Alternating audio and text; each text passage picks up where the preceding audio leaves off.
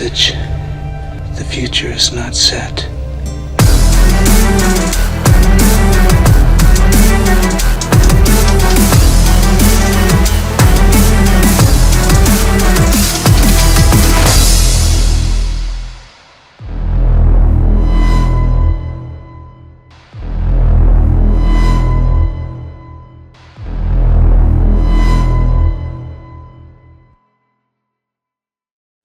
Check, check. There we go. Check, check. There we go. We have tech. Okay. I am Dan Kaler. I am Chief Mining Officer of Kratos Digital Mining. Additionally, I am CEO and founder of ASIC Plug and ASICWholesale.com, where we procure mining equipment and lower the barrier for entry to consumer and industry alike. Awesome. Thank you, Dan. Brian. My name is Brian Oakes. I'm currently a debug engineer at Microsoft, but have about 10 plus years of crypto mining, running large mining farms, and I wrote a pretty neat book. You did write a pretty neat book. I'm actually really looking forward to reading that book. Thank you. Tim Martinez, tell us who you are and what you do. Tim Martinez. I'm a real estate developer, and I'm recently developing a project in Wisconsin using the Bitmain Antminers and developing a platform for commercial real estate as it fits with what I'll call micro mines of about 1 to 2 megawatts. So what we're going to do today is we're going to try to help people understand the business of Bitcoin mining. You know, what are some of the pitfalls, what are some of the drawbacks, upsides, downsides, like that. So the first question I have for you guys is, what is the biggest challenge you've had when getting into the mining industry? And if you want to take it away. So one of the challenges that I ran into in the very beginning was I was doing something that no one else was doing. And so one of the things that people never realized was when I started, I was running totally about 10 pentahash before that was popular. I actually had about 7 megahash power. We're talking 2013, 2014. And so I was quietly running that. So how do you acquire that type of equipment? You have to find, different sources. They were not readily available now. Back then, you were going ahead and you were beginning to see hobbyists grow and grow and grow. But now you have, or back then you actually had companies specifically manufacturing ASICs that you never heard of. So all of a sudden you'd see this large hash rate pop up and you had to begin to figure out where it was. Then you had a little bit of a situation where more people started to talk, but then it went quiet again as the economics began to go. So the challenge that I always had in the very beginning was I was doing something at a large commercial scale, but I had to figure it out on my own. Yeah, that's something that we see a lot, as educators in the Bitcoin mining space. There are a lot of people who don't know how to get involved, how to start. And when you're dealing with high computing power, when you're dealing with these computers and the electronic infrastructure and heating infrastructure, it's hard to know where to begin. Dan, could you kind of explain how you navigated some of these issues? Yeah, so when I first got into the industry, the biggest hurdle that I had on the hardware side was, who do you trust for your infrastructure? Who do you trust for your miners, and where do you get it? Because everyone will promise you the world. Finding the right vendors, the right people who will actually get you what you pay for is a lot harder to do than you think. So that's why trusted consultants are critically important. For example, when I first got involved professionally into the enterprise scale, I was working with a company that bought a number of mining containers from a very reputable brand as far as, as people know, very big brand recognition, but they just didn't deliver them. And they never got them produced, never got them sent over to us. So being able to know ahead of time who has the capacity in their production scape, who has the reputation to truly give you what you pay for, and where to get the equipment that you need to implement is critical. Could you tell us kind of some of the places that you went to get that information? Like, if someone's trying to build a Bitcoin mine, where are some of those places that they could go? Obviously, Bitcoin Mining World is a reputable place. ASIC Plug is another one. But how do you find these reputable resellers and distributors and even educators? Yeah, absolutely. So it is not easy to find a reputable reseller. The biggest community for the industry side of crypto is actually through Telegram, but that's also the easiest place for people to move forward with nefarious intentions. So to find your reputable dealers, work with word of mouth. Other people in the industry who do it successfully, like Bitcoin Mining World, myself with ASIC Plug and ASIC Wholesale, some of the other companies that I'm not going to particularly name, but very large scale groups that go to the conventions that you can see on LinkedIn. You know their executive structure. You don't want to talk to some random Bob on Telegram who says that he's going to sell you a miner for this price. You want to be able to chase the corporate structure and know who you're talking to, because that's where accountability comes in. Absolutely. So I want to go back a little bit. Team Martinez, I'm going to pass it over to you. So other than what Dan and Brian explained, what are some of the challenges you faced when getting into the mining industry? All right. Well, I'm gonna kind of dovetail on that a little bit. The upfront, it's that acquisition of the equipment and finding the right vendors. And you use the word trust, and that's a big word in this field, because so much is done over the internet. I want to say that probably the most daunting thing for me was the notion of sending a prepayment to Asia without actually visiting anything. So, and these are large numbers. So, you start talking about tens of thousands of dollars going out with, with nothing more than, I see their website. I want to say my tool for filtering that, going to the convention, I know that those booths are expensive. So it's not, I'm thinking $25,000, $50,000 to do a booth. I know we got meat on the bone. Yeah. So that's another one. And then from there, the referrals from within that industry has helped me out a lot. It gets you off the internet and into actual meeting real people. Yeah, I think one of the things that I've noticed as an educator in Bitcoin is the community aspect of it. You mentioned the people, they go to these events, they set up these booths, they spend a lot of money, but there can still be nefarious individuals who do that because they're making a lot of money from these quote-unquote not sales. But when you can speak to somebody who's actually purchased equipment from that manufacturer, from that sales rep, and had those ASICs delivered, that is a completely different story. And so I think that that's where community really matters at the end of the day. So, I kind of glossed over this. I think I probably should have started here. But why are you guys in the Bitcoin mining industry? Tim, you want to start with that one? I think I have a unique, platform that I'm developing. I'm actually a real estate professional. I'm developing real estate. And my attraction to this field came from a potential application that has a lot of, other sources of income. Let's say that. So I'll be more specific. One of the problems in selling commercial real estate is that the space between occupants. And everybody wants to buy a building cash flowing, but nobody wants the obsolete, mislocated buildings. So I can find those very cheap, and I can find great infrastructure cheap. So I started researching the cost of containers versus the cost of physical real estate. I read up on all the different variables that people were worried about, like why go mining in the first place versus holding. That's an early one. Everybody's talking about it. But when you combine that with physical assets that are deductible, magic starts happening. And that's what I'm working on, basically a showcase of technologies so that we can promote the industry and promote the opportunity, but also be sure we're making money. Okay?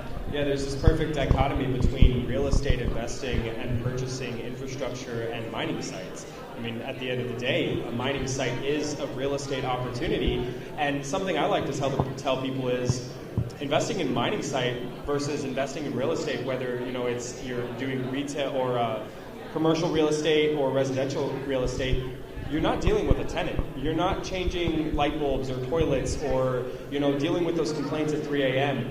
You plug the miners in, you deal with the infrastructure and the power grids, and your tenants never complain. They never call you at 3 a.m. saying, hey, I need this. I mean, they might break down, but that's a completely different story nonetheless. Brian, I'd move it over to you. Why are you in the Bitcoin mining industry? So I'm in the industry just to go back to the beginning. A friend of mine told me about Bitcoin back in 2010. And initially it was I could run something on a computer, make a couple bucks. That was the honest truth. Then I began to do some more research and begin to understand that now we have an opportunity to change how we exchange free information and ideas. And so that, to me, was the purest aspect of getting into the blockchain technology. Going one step further, I have a expertise in basically running data centers from the different technology companies I worked for. So to me, it was an easy transition to model Bitcoin farming, small scale, off of micro data centers. And so this was prior to containers, this was prior to any of that. And so you actually asked an interesting question, we've talked a little bit about this. Back when I was beginning, you had to learn about power because you didn't have consultants. But we also had an industry that was sharing of information. Now we're getting back to the point where you have companies who are providing consultancies and providing. But when I initially started, you actually had a hobbyist industry that was beginning to grow, and then it stopped. And it became about the dollars. Yeah, and we've seen this industry grow over time, over the last 16 years that Bitcoin has been around. But that doesn't mean that it's just plug-and-play solutions. It doesn't mean that you can just buy a mining site and be profitable. Oh no, not at all. In fact, one of the things that I ran into very early on was explaining to the power companies what I wanted to do. Yeah. And I'm from Texas, so we have deregulated power, and I had to find specific real estate sites that were not co-op, they were actually biddable power. And so we ended up having very low power rates very early on, prior to what you see now. Yeah. Dan, I'll pass it over to you. Why are you in the Bitcoin mining industry? So my background has been IT engineering and network administration, as well as executive operations. So I got pulled in to consult with a company, get them set up with rural connectivity for data flow. And in getting involved in that project and speccing out what they needed, I fell in love with the concepts, and they made me a job offer. So I full-time jumped over into that space as the director of network engineering for a crypto mining company. From there, I moved into president, and I was just heavily involved in multiple operations there. And now I've expanded out into another entity where I am the chief mining officer. And the fact that I can take a site plan, go in, find the right equipment, get it procured and put together, and then see it grow. It's like it's my baby. I'm putting it all together and having it come up, and then seeing the hash rate go. I know putting together the blocks to make that happen it's a great rewarding feeling, and I'm helping to decentralize the global financial network. One of the factors that people don't really talk about in Bitcoin and in fintech is the humanitarian aspect, where when you're looking at all of these third world countries, these countries where there's a new warlord every other year who throws away the old currency, prints out something all new, the citizenry there cannot get ahead. They can't have businesses. They can't build infrastructure. They can't thrive because there's no stability in the entire nation. When you can circumvent that completely and develop your economy on a blockchain coin, you can suddenly transact. You can have a store of value.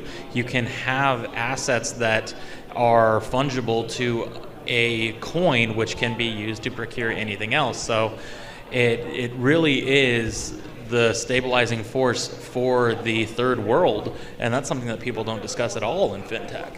Yeah, nobody really understands that. In America we have it great. Like, we are just absolutely innovative. We're great innovators. We've got a lot of technology. We have a lot of infrastructure, power, all of that great stuff. But in these third world nations, they don't have it. And that doesn't mean that they don't have the smart people who are able and capable of building this infrastructure. They just don't have access to it. And that's what I think blockchain and decentralized tech and money is enabling in these third world countries. You're particularly working on some cool projects that we won't really get into, but these projects that you're working on specifically, these businesses that you're building, are allowing people to live better, more holistic, more quality lives built on the back of Bitcoin. Yeah, absolutely. Bitcoin is a path to success and innovation, and I'm excited to talk more about that stuff tomorrow on the waste to energy panel here, because that's going to be a really exciting topic. But there's just no negatives to it. The only negative that people try to put on it is you're, quote, wasting electricity.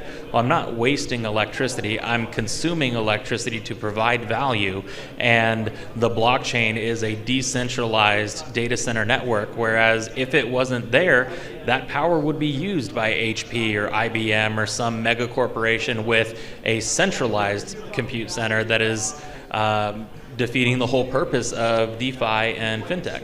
I couldn't agree more. I'll move on to my next question. So, for the people who are looking to get into the Bitcoin mining industry, what are some of the skills, and Brian, I'm going to ask this to you first, what are some of the skills, what is the most important skill in your mind that they need to learn first before they can make this step to get into the industry?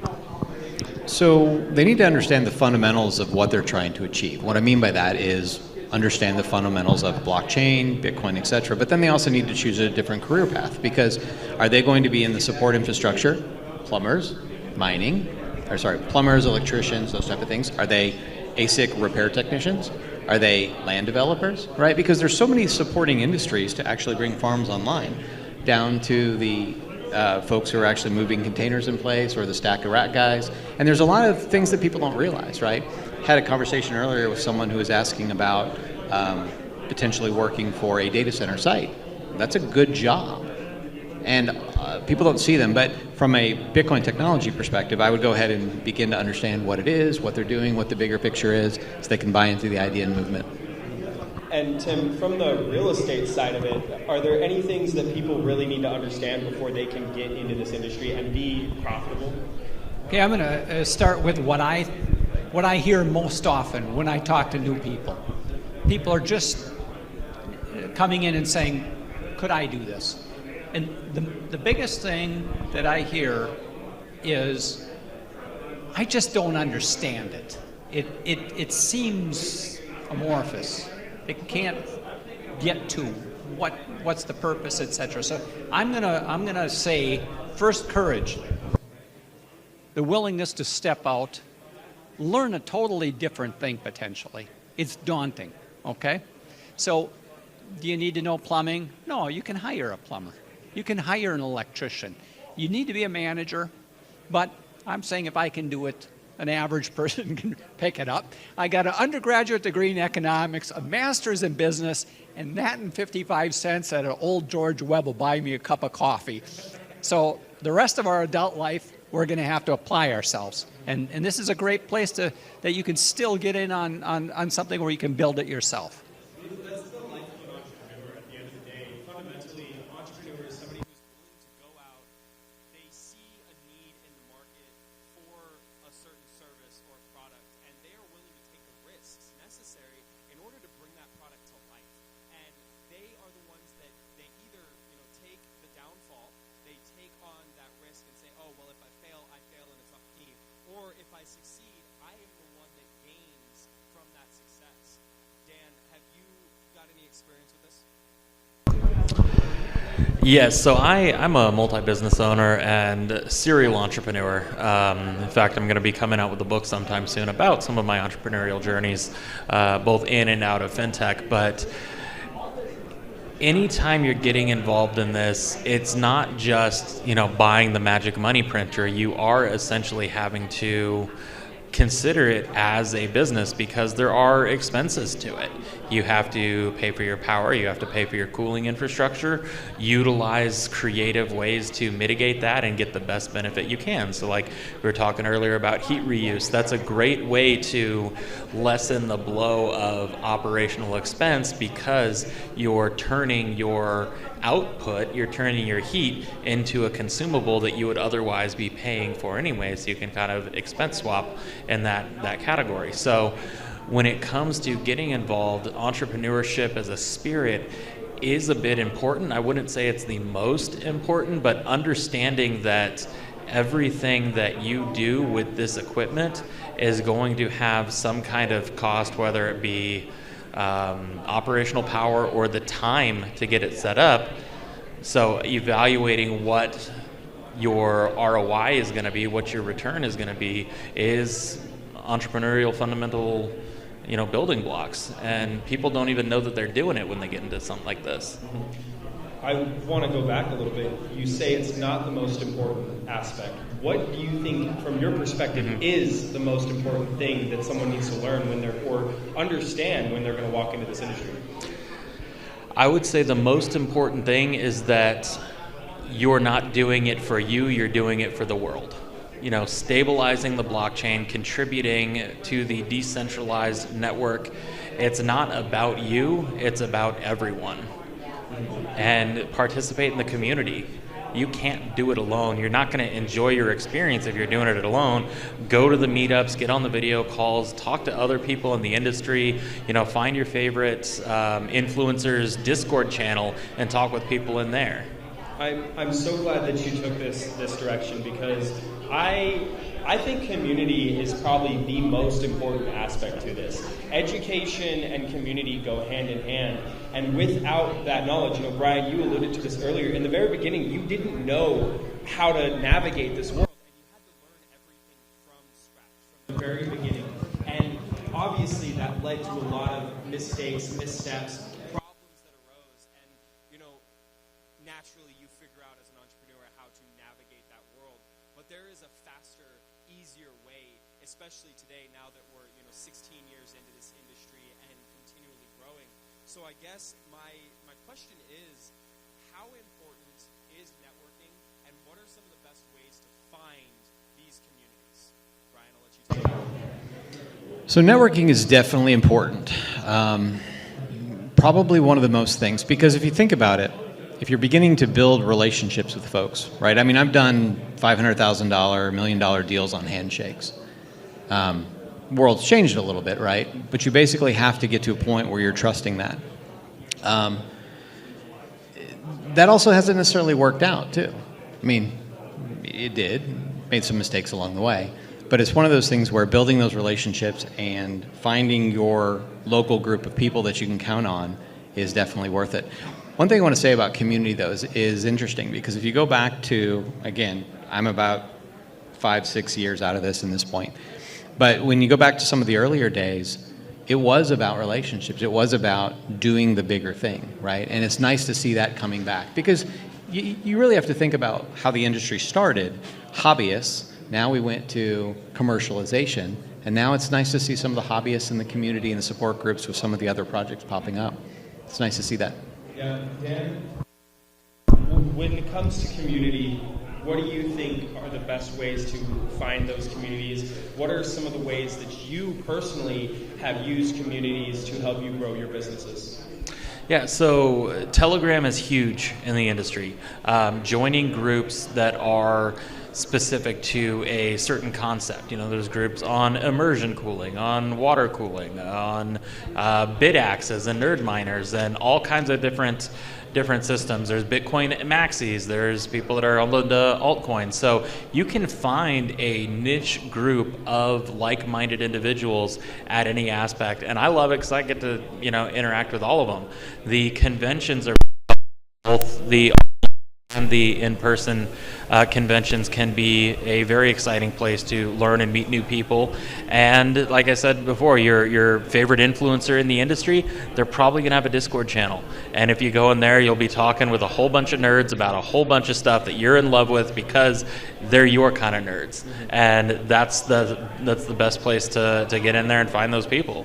Personally, I think that so I think that at the end of the day, thank you, Dan. So I think at the end of the day, when you look at individuals, we all enter the workforce from a different perspective. We all have a different understanding and a different knowledge base. And that means that, we could be looking at the exact same problem, but we're going to have a different solution to it. And I think that this is why networking is so important, because my solution might be different than Dan's solution or Brian's solution or Tim's solution, but that doesn't mean that it's right. It doesn't mean that it's wrong. And if we can come together, maybe Tim's solution has certain aspects of it that are valuable, but my perspective lends to say, oh, well, maybe this thing doesn't work, but this thing does. So if we put our collective minds together, we can actually come up with something that is reasonably valuable and works. And so that's kind of why community is important, because we can put all of our brain power together in the same place and create something incredible. And that's, there's this phrase in entrepreneurship that nobody does it alone. Everybody starts and takes that first step alone, but nobody ever finishes alone. I mean, you look at Steve Jobs, you look at any successful entrepreneur, they didn't get there by themselves. All right, so I'm going to move on. The next question that I have, and I'll start with you, Tim, because we haven't really heard very much from you. So can you share a mistake that you made in your early career, and what lessons did it teach you? Well, first, if I could go back to that last one. If you want to go someplace complicated, go with a number of people. If you want to go someplace fast, go by yourself. So, the thing about entrepreneurialism is that it's a very lonely place at the start. So, I personally love having other viewpoints on board with me, okay? I feel like there's safety in that, okay? Now, your question again, please. Yes, so my question is, when you started and as you were beginning to build your business, what are some of the mistakes that you made, and what are the lessons that you learned from those mistakes? Okay, I'm going to take mistakes in a slightly different direction, because I make mistakes regularly, okay? But they're not fatal mistakes, okay? So let's say you book a airfare to a convention, you forget that you've already booked it on another place. Do you beat yourself up over it? Do you fire yourself? No, we're gonna keep moving along. So I try not to make the fatal ones, but I think that the strength is in realizing when you're doing a brand new process, account for a percentage that are just going to be wrong. Do you have any stories? Can you really highlight one of these mistakes that you might have made? Maybe it's not a fatal mistake, but maybe it's one that you still think of to this day, and you're like, man, Tim, why did you make this? Well, it's not uncommon for me to go buy by big, I mean 1 million square foot facility, okay? I remember going to one, and my wife was with me, and she started crying when she saw it. Okay, just what are you going to do with this? And, until you've lost about $30 million yourself, you don't know what a mistake really is. But learning from it and then growing up and saying, okay, we're gonna go on and try it again. We're going to do another thing. So, try to keep those to a minimum. But I will say that one of my fallbacks and why I feel real estate, especially for a beginning miner, is that I've had business opportunities. Here's one. I started a bookstore at about the same time as Jeff Bezos. His did better. Okay, now that one, I was running short. The books weren't selling. People wouldn't want to read.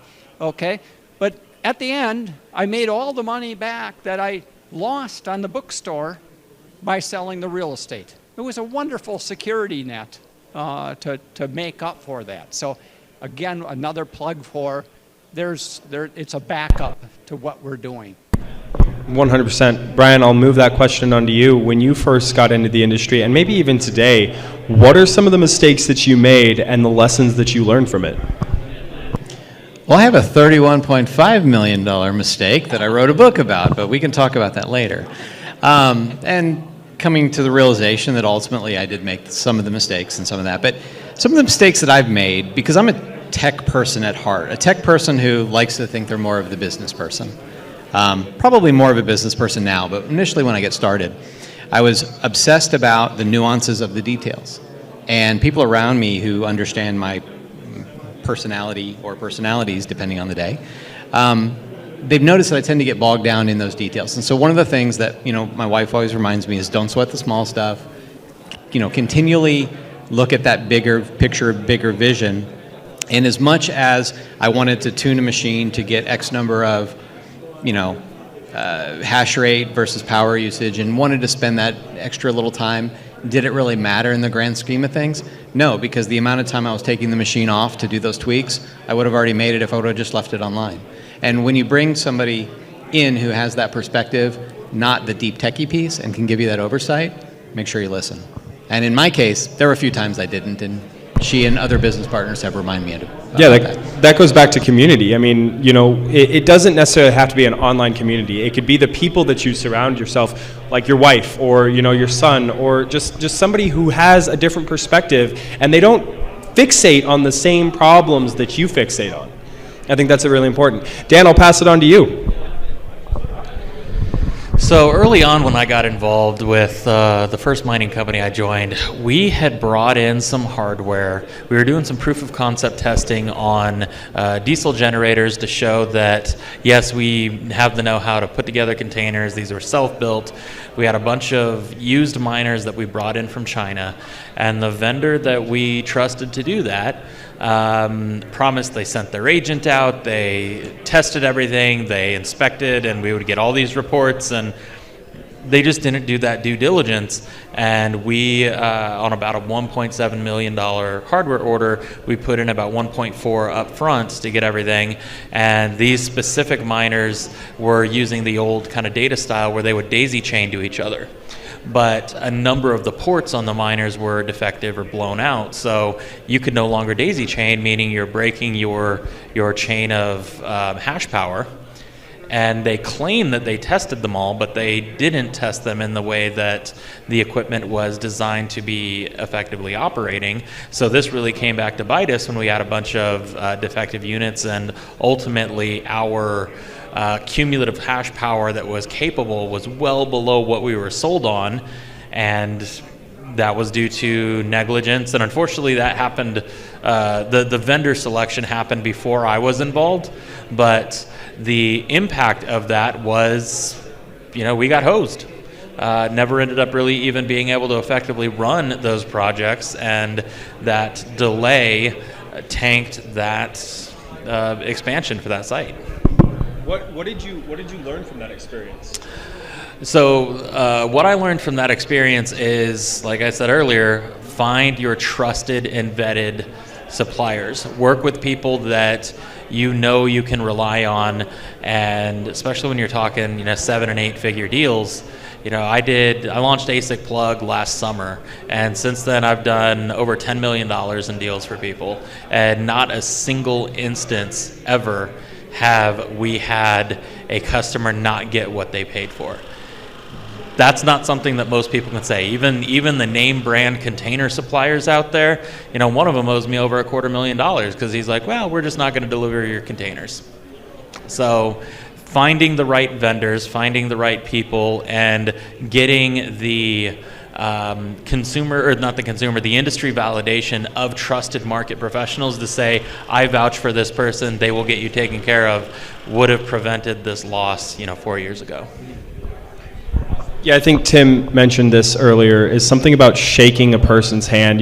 Speaking with them first face to face it's a much better bar of finding out, is this person trustworthy? I mean, yeah, you can go online and order some machines or order some infrastructure, but isn't it better to speak to them first and maybe even go to their warehouse where they develop this infrastructure that you can see it actually exists. It's a real thing. So go ahead. I just want to add in there, there's practical things like do some test orders, okay?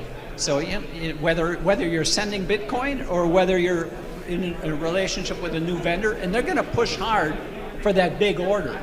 But doing the test order will tell you a lot. That's a great piece of advice. We in Bitcoin, especially, like when you set up a new wallet or you set up a transaction, you don't send $100 million on your first transaction. You send like $10, something that you're not going to cry about at the end of the day. And so that's a great point, a great piece of advice. And I'm glad that you started with that. So I want to move into other pieces of advice that, we're speaking to somebody who is getting into the industry. Maybe they're already in the industry and they're really trying to navigate these waters. So Tim, you just mentioned a great piece of advice, but is there anything else that you would suggest, to people to say, hey, this is something that you should or should not do as you're stepping into this? Well, if I was ordering more equipment for just on equipment, and it wasn't money I could lose, I would physically get on the plane and go inspect the vendor, okay? I was in manufacturing for a number of years, and it was very common to have an audit of the facility. So that's going to eliminate a whole bunch of problems. Now, if you have an eye for it, you can tell whether they're running short. If it's silly how bad some places are that are asking you for a lot of money. And you go there and you find out that everything's off in their factory. We're not going to do business with somebody like that. So I know that's probably ahead of where most people, when you start thinking of getting into it, you're going to start simpler than that. It's going to be more like pick a coin you're going to mine, do that for a little while, pick a branded machine, pick a vendor, you find one good vendor and work off of that. Yeah, I liken this to, the automotive industry. Chevy, they've been around for a very, very long time. They've built a very decent vehicle. But even still, would a smart individual go and purchase the brand new 2026 Chevrolet off the assembly line? Probably not, because there hasn't been enough testing around it. I've been in automotive plants from branded, I don't want to say the brand, but you can't believe a car is made in the plant.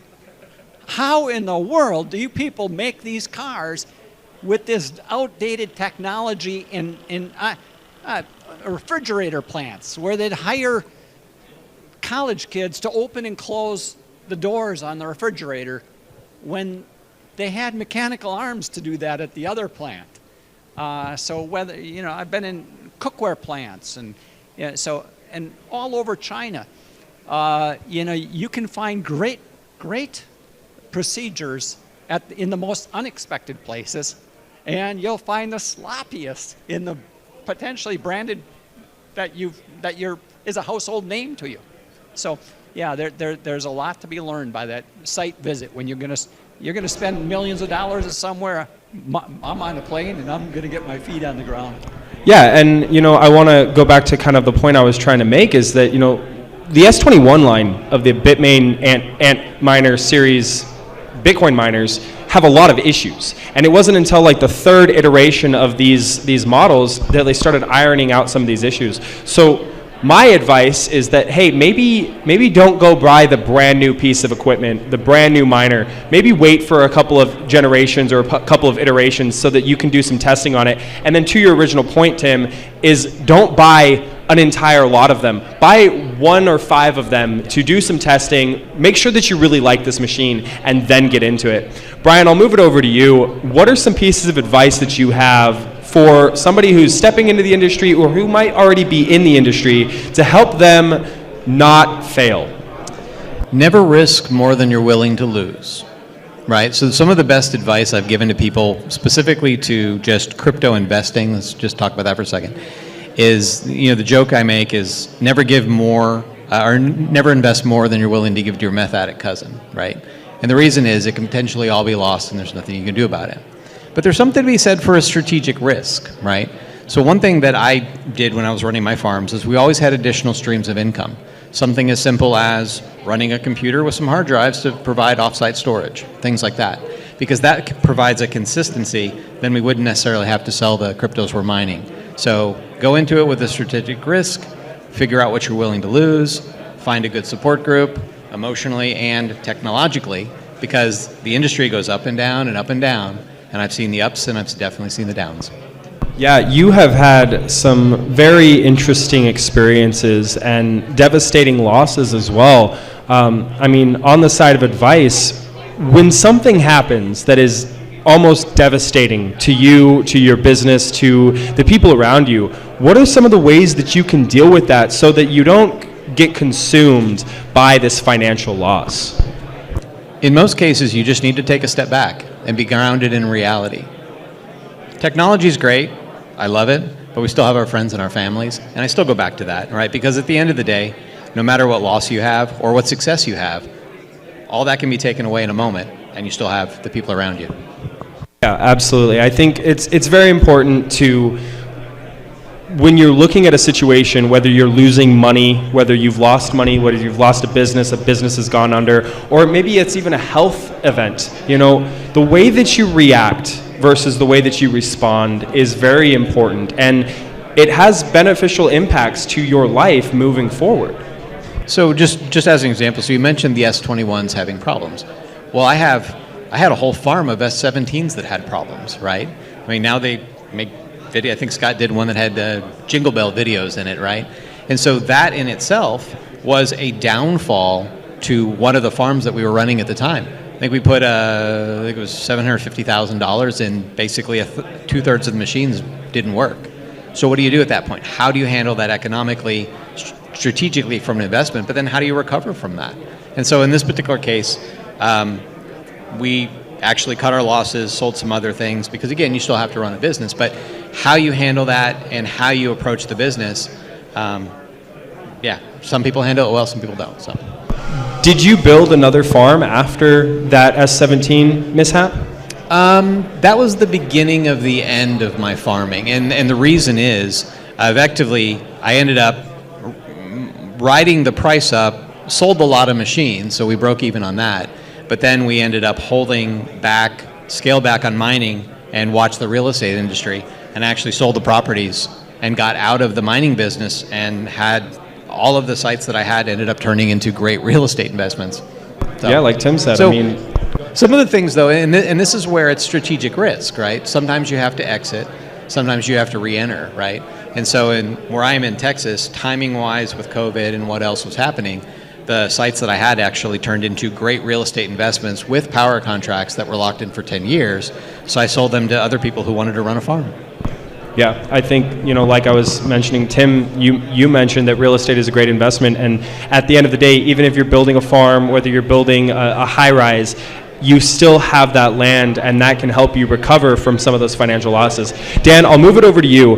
What are some pieces of advice that you have for people in the industry who are, just getting in or have been in the industry for a little bit to help them from failing?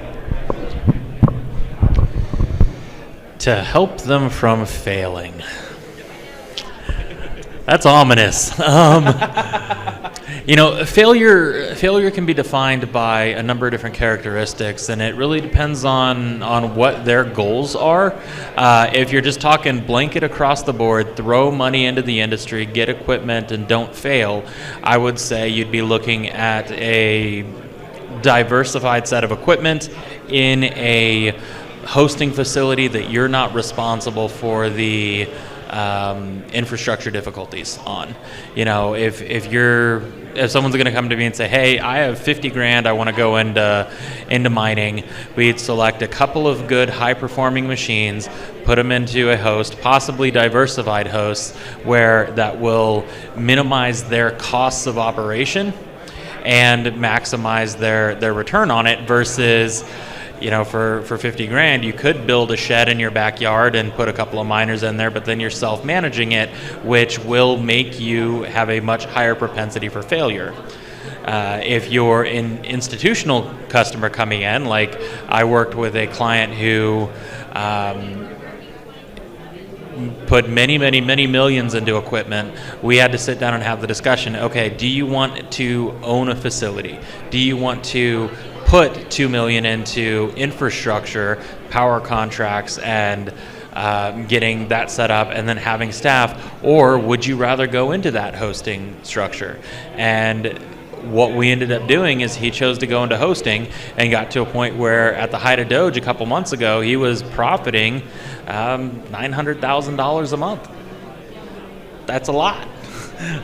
That's a lot. You know, now that a lot of that mining is in the script space, now that we're with lower Litecoin, lower Doge, still profiting very, very well, but not $900,000 a month well. So for him, what is the propensity for failure? Is failure profiting less than $700,000 a month, or is it less than $200,000 a month? That's going to be where that kind of loaded question comes on, and it's hard to get more specific than that without knowing what the end user's specific goals are for the project. I'm glad that you went with goals. Brian, we had a conversation yesterday in the car, and we specifically talked about what does success look like for you? What do you want out of life? And I think that particularly when you're looking at building a business, it doesn't matter what industry you're in, what do you want to get from it? You know, what is your ideal outcome? And then moving backwards from there. Can you talk on that a little bit? Sure. So the thing we were talking about was also the question I like to ask people is, how do you define happiness, right? And happiness is subjective. So if happiness is tweaking knobs on miners, cool. If it's running a business, great. And it's all defined by everyone individually. For me, I like to see things, to conceptualize an idea and see where it goes. I like to also have the opportunity to maybe admit my failures as well. And so fortunately, going back to some of the other things we mentioned, people, teamwork, community, mentors, right? In my particular case, I've had a few business partners over the years, and we all stayed within our lanes because we were good at what we did. I currently have a business partner who is the business guy, and he likes the business guy. He knows nothing about crypto, doesn't want anything to know about crypto. I like the crypto, and I like to stay in my lane. We don't cross. We're great business partners, right? Not everybody's that lucky, right? But one of the things that we've done is, as we've progressed as partners, we've also become each other's mentors. So I've learned things from him and vice versa. And so we have, as we've developed the relationship, we've also figured out how we as individuals define happiness, and we've taken the business that we like to have and we've charted our course that way. Yeah, I think that's really important. You know, Tim, I want to pass it over to you. Your definition of happiness, your definition of success, and how has that impacted your business? So I remember a guy from the early 1990s standing on the Capitol steps. His name was Matthew Lesko. Do you remember Matthew? He would stand on the Capitol steps. He was U.S. Capitol. He had a suit with question marks. Yes. It was a brightly colored suit, and he made a fool out of himself. Yeah. And his point was, all I want to do is work with people, have fun, and make money. Okay? And it was balanced. Okay? So, look, we all want to have some good times in life. We're going to spend most of our time in our career. We have to make money to pay for everything. That's success. Couldn't agree more. I think really every person, it's going to look completely different. You know, what you want to get out of life and what your version of success is. But can you when you walk into a business, when you decide you want to be an entrepreneur and you want to build this business, can you look at it, good, bad, and the ugly, and say, I learned everything I could, I made failures, but I learned from those failures, and I was happy. I am happy. Because whether you succeed or fail, I mean, I think that can define success in a way, versus if you're doing something and you're not happy that you're doing it, how can you even begin to be successful? So absolutely. The human body is a wonderful thing. Every night, our hard drive wipes off a bunch of junk we wish we could forget, the really, really meaningful times get stuck in there, good or bad. Those most extreme moments get put in there. So let's try to get as many good things into that hard drive that are going to stay with us, that are meaningful, and that's success. Absolutely. All right, so we're going to move on to our next question. Trying to stay up to date with trends. I mean, Bitcoin mining is something that is constantly evolving. We've seen this evolution from CPUs to GPUs, FPGAs, ASICs, and now we're innovating and getting more efficiency gains and stuff like that. And when you're investing hundreds of millions of dollars into your business, trying to capitalize on some of this new wave technology, what are some of the ways that you stay up to date on these trends so that you can continue to capitalize on these investments? Dan, I'll pass it off to you first. So staying up to date on the trends is not always easy, especially today, early April, when a couple of days ago we had April 1st, and there was a lot in the industry of spoofed miners coming out. Even Flight Radar had a spoofed Concorde flight that everyone's trying to get on that. So in this digital age of not knowing what is or is not fact, it kind of goes back to before.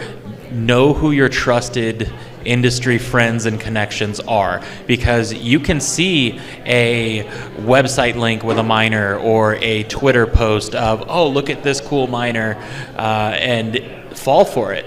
And there's a lot of fraud that happens in that space. There was one that I saw in a Telegram group a couple months ago. It was a Bitcoin miner with low power and crazy specs that was dual mining Bitcoin and script and everything all together for like $2,000. And the guy almost bought it. He took a screenshot, shared it. Hey, has anyone ever used one of these? And instantly, like 30 people said, that doesn't exist. That's not real. He was about to go on to some website, send $2,000 of Bitcoin and never see it again. And because he thought he was jumping on a trend, everyone else could say, hey, stop, that's not a trend, that's a scam.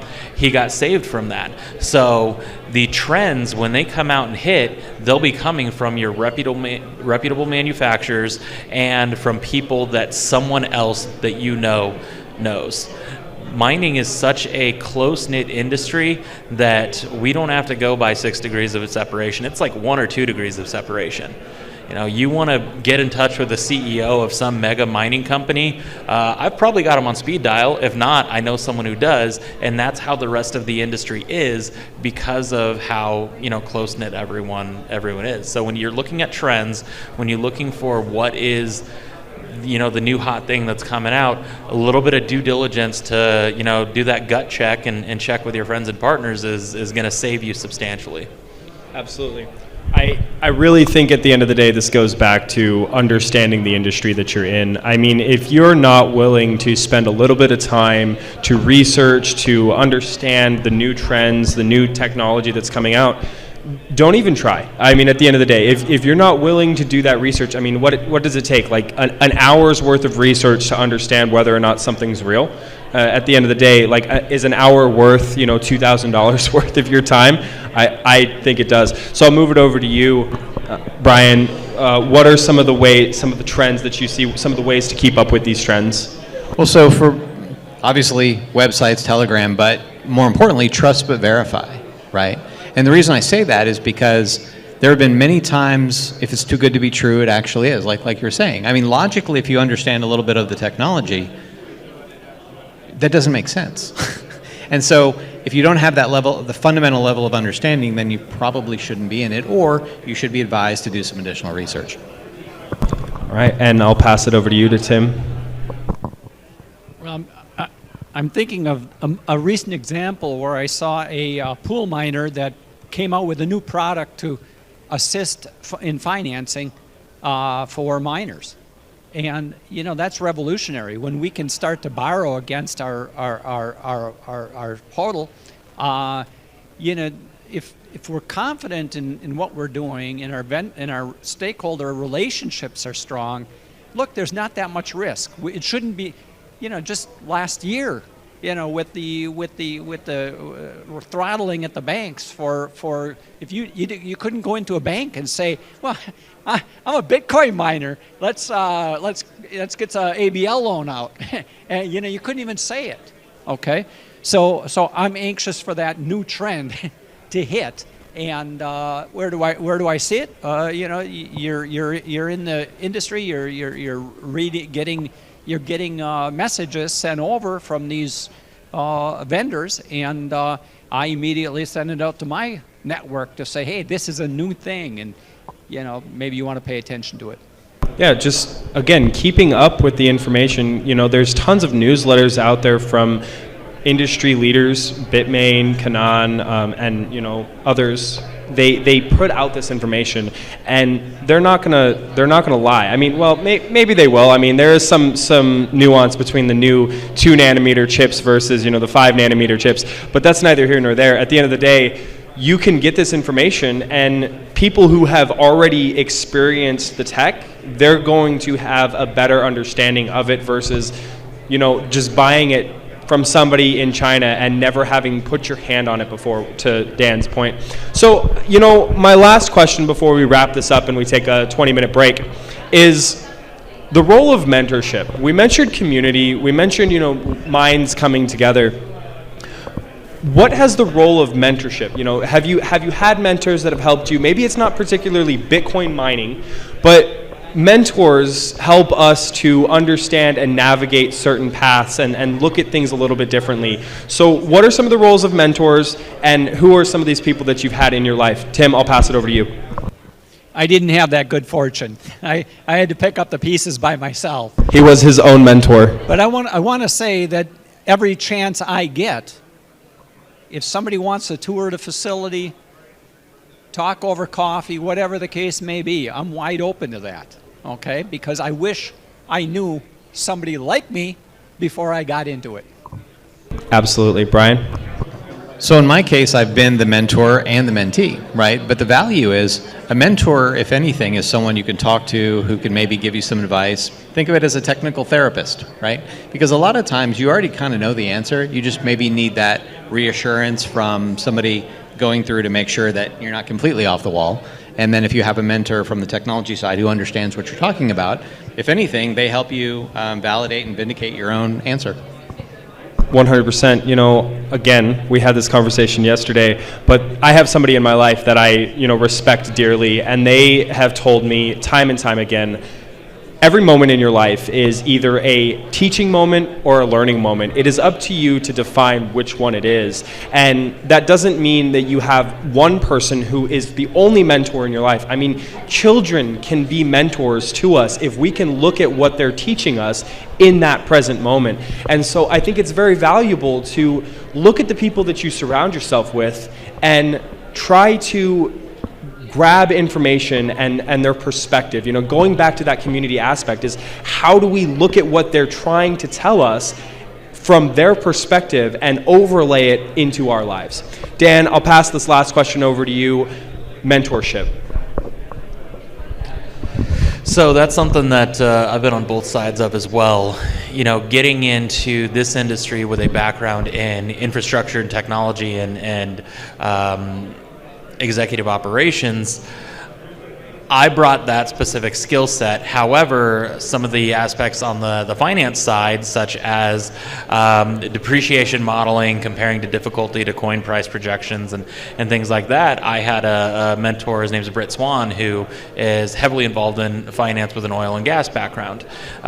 In aspects of everyday entrepreneurship and business, I've got mentors that I look up to, and then I've got mentees that look up to me. So this industry, just like many other business industries, allows for such a strong, cohesive collaboration that it really is about lifting everyone up. I mean, when you look at blockchain and how it works within the crypto space, you could take the attitude that any miner that plugs in anywhere takes away from you, because it's all one shared pie that we're all trying to get our little piece of.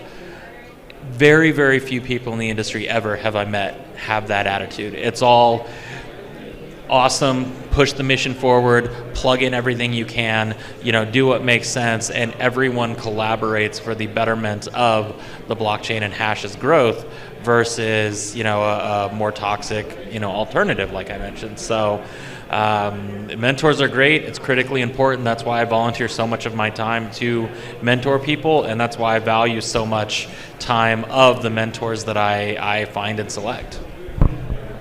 I couldn't agree more. All right, guys, so I just want to say thank you, Tim, Brian, Dan. Your guys' value or input and value to this space is absolutely necessary, absolutely important, moving this industry forward.